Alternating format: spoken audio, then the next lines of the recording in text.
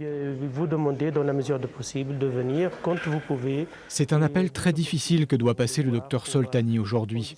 Un des patients du service de réanimation atteint de la grippe est dans un état critique. En accord avec la famille, il doit décider d'arrêter ou de poursuivre les soins.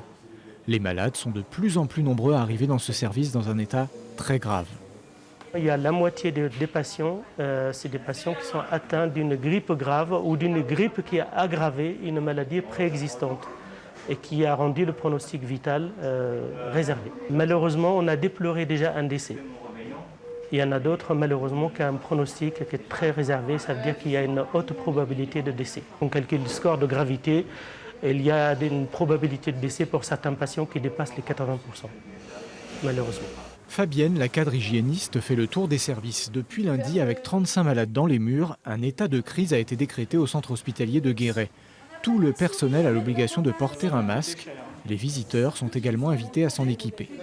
C'est efficace parce que ça arrête les postillons et la transmission se fait par les gouttelettes.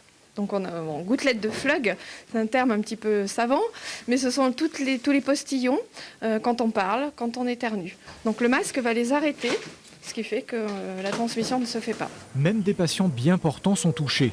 La souche du virus est très virulente cette année. Les médecins ne l'ont pas encore formellement identifiée.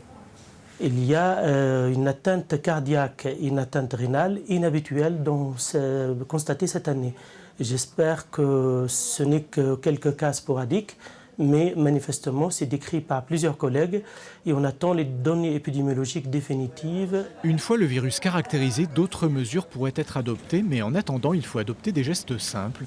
Se laver les mains fréquemment, porter un masque quand on est malade pour éviter de contaminer son entourage, et même si c'est difficile, renoncer à la bise entre collègues le matin.